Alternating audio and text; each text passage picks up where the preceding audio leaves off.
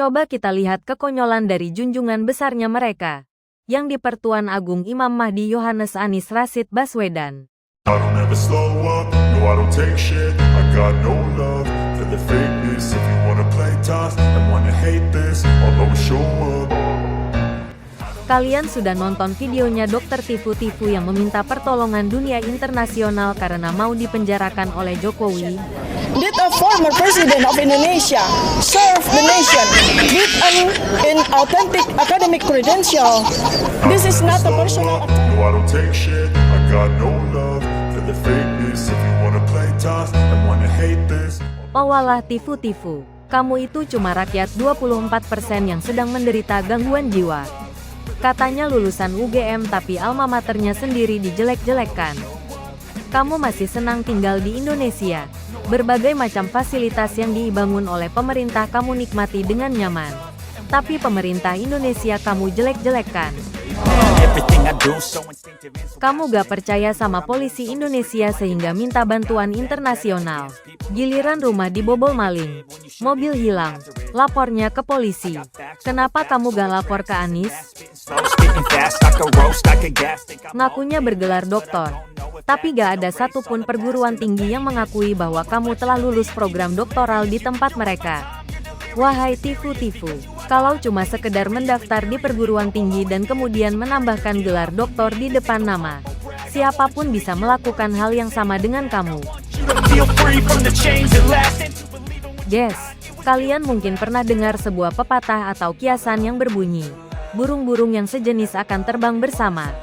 Secara idiomatis, pepatah ini sering diterjemahkan sebagai orang-orang yang serupa berkumpul bersama, atau sesuatu yang sama cenderung berkumpul, yang artinya orang-orang dengan minat atau karakteristik serupa cenderung akan bergaul satu sama lain.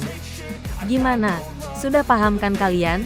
Makanya saya gak pernah merasa heran kalau Dr. Tifu bisa berteman baik dengan Roy Suryo, Rismon Sianipar, Refli Harun, Rocky Gerung, Rizal Fadilah, Egy Sujana, dan para anak abah lainnya. Something not illogical, something that is topical. Rub it on and watch it go. Make yourself unstoppable. Dreams are irresponsible. Maklumlah mereka semua satu frekuensi. Sama-sama orang gak waras. Coba kita lihat beberapa contoh ketidakwarasan pemikiran dari junjungan besarnya mereka. Yang di Pertuan Agung Imam Mahdi Yohanes Anies Rashid Baswedan.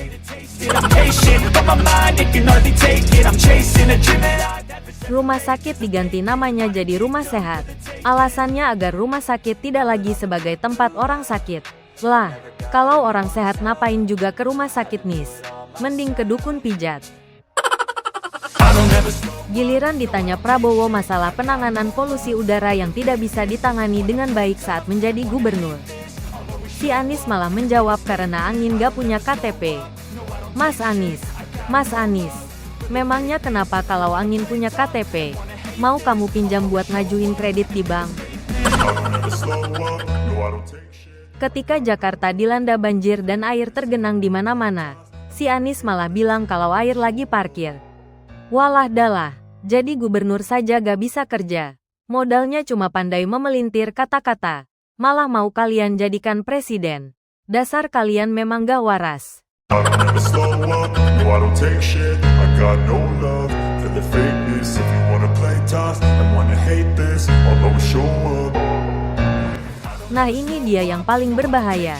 Ketika BPK menemukan kelebihan bayar di 2 proyek paket pengadaan alat hingga 7 miliar. Anies dengan entengnya bilang bahwa itu hanya kelebihan bayar bukan korupsi. Walah, kalau Anies yang jadi presiden, gak ada lagi yang namanya koruptor di Indonesia. Semua akan ditutupi dengan istilah kelebihan bayar atau salah bayar. Sekarang tambah jelaskan kenapa mereka pada mendukung Anies. Ada yang nasibnya sama seperti Anies. Sama-sama dipecat oleh Jokowi.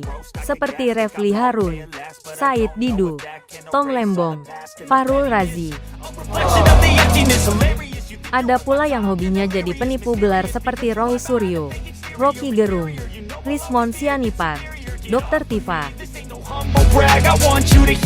Gimana guys menurut pendapat kalian?